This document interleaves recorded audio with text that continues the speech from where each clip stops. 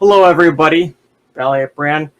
In this little evergreen short clip, you know, possible information that you might be able to use for yourself, I want to talk about a saying that I use a lot, and it's kind of like the analogy, right? Just like the analogy with, oh, this person or this thing broke the camel's back. It was the last straw to break the camel's back. You've got a whole bunch of straws that are on the camel's back.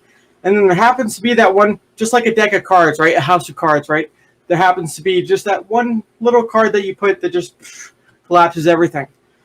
So when it comes to analogies, one that I use a lot is, and I might be sweating and might have to, pat my face, just deal with it. But one of them that I use is you can lead the horse to water, but you can't make it drink. And I know people like Ken Bozak back in the day, he used to kind of follow the mainstream crowd and, crap talk hex because, hey, it was popular. It really was. It really was popular. It was unpopular to be a Hexagon staker and to be a fan of Richard Hart and to be in hex. And then the guy somehow, I think through Nerd Girl maybe, so shout out to her, but I think it was through Nerd Girl that Ken Bozak had kind of been reintroduced to hex and was like, hey, there's actually something here, It's not all vaporware like I thought it was. It's actually the opposite. It's actually like that Bitcoin 2.0. And so I just want to talk about, some of the comments that I get. And speaking of some of the comments that I do get, one person did make and I just had it a second ago. So one person did make a suggestion. It's Ashton Wolf. So he says, good content, but hey, you don't need the pop filter if you already use a foam cover. I ain't no freaking, streaming, genius and stuff like that. So I'm surprised, shame on you people. I'm surprised he's the only one out of like the year and a half that I've been streaming that's actually said that. So thank you. We got a good little setup here. We don't got this freaking awkward pop filter, which is somewhere back there. But the point is this, right, is when it comes to, like I mentioned, religion, right? And Nerd Girl talks about cults a lot, and Hex gets, labeled as a cult a lot, and, ideologies and stuff like that. And it's like, it's not true, but some of the characteristics are similar. And when it comes to people that are passionate about something, right? I'm not going to speak for myself, but I know many people that had like $10,000 in debt. They were making like 30, no, it wasn't 30, but yeah, maybe 33 after tax, but it was like $40,000 before tax, something like that. And now they're millionaires, big multi-millionaires, more than one, maybe 5, 10 million, something like that, because they invested in Hex and because they held and because they staked. But what it comes down to is people become passionate about what is working for them. And even with one of my, siblings, one of my brothers, him and I were talking, and I was just saying like, hey man, I've neglected a lot of areas here, which thankfully, since I just quit my job and resigned, now that I'm retired, I can get back into. I've got a notepad, I've got SciVive, I've got the proper tools to get back into shape and lose the weight again. I've done it before, did it before high school. But the point is this, is that, what it comes down to is with my brother that I was telling him about the community and other people, some people, they're not going to be necessarily receptive, right? They're not going to be like, oh my God, this is like the new Holy Grail, right? This is like the invention of the wheel. Sometimes people, they have a hard time, changing their paradigm and updating their worldview to the current reality. And sometimes, whether it's politics or whether it's religion or whether it's, finance, stuff like that, sometimes people just want to stay in their old paradigms. But the point that I want to drive home to people is, I fell victim to the Eric Wall stuff too, and I got no beefs against the guy. I got no beefs against Chris Black and stuff like that. I might not like the people after many opinions and many concerns, concern trolling that they have like announced as concerns. That's fine. I don't have to like them, but I'm not going to attack them, and I'm not going to like shove their freaking, like someone had mentioned in the comment section one time, maybe a half a year ago, but they're like, yeah, you can't, you can lead the horse to water, but you can't make it drink, but you can shove the horse's face in the water and then like have it like, freaking And so the point is this, like, do you, like I said, I have had, Nerd Girl talks about her little experiences, which is great. That's awesome. She's great.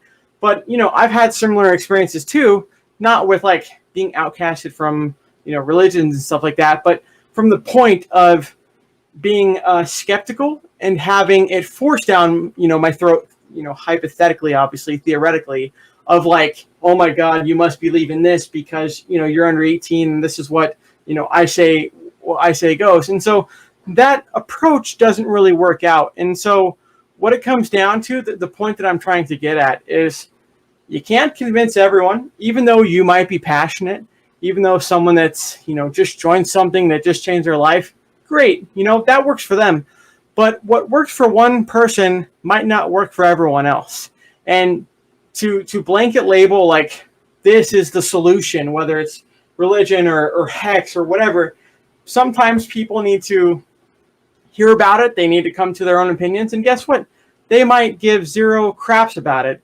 And they might miss out on an opportunity of a lifetime because the actual opportunity itself is similar to buying, say, Bitcoin at $1. And even today it's at like, $43,000.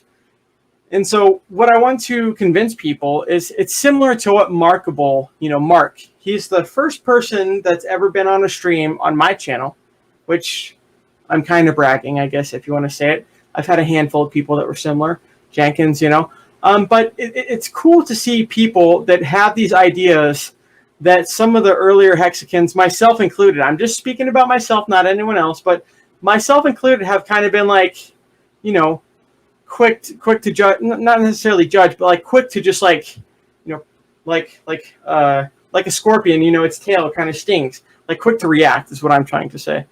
And I heard Mark saying that like, hey, let's stop engaging with these bait posts on Twitter and stuff like this. And I'll be honest, dude, Chris Bleck the other day, he's streamed with Richard and he's had multiple conversations with him and they're both against admin keys and stuff like this. And the guy was just like pointing out the obvious, which no one freaking knows who the goddamn origin address is, right? Let's just get to that point, right? Some people think the origin address is Richard, when in my opinion, it's probably an entity of, him or multiple people. And when you realize that people have money already and they don't need to sell on your head, then guess what? That's not a concern to concern control about. But I'll be honest, I got baited into calling him a bitch. And, he was just talking about, Richard owns and it's people like Eric Wall too. And this is why I'm saying this, is because it's not things that we should be wasting our time on, but it's also hard not to like defend yourself against something that is just, completely false. But it's hard not to, hear Eric Wall talking like, Richard's the origin address or uncertainty. And then no one questioning him about that. And then same thing with Chris Bleck, like, sure, there's no admin keys, but, this one person, Richard Hart, just assuming, right, making an ass out of you and me. That's why I'm making this video, so I can, make an ass out of them as well.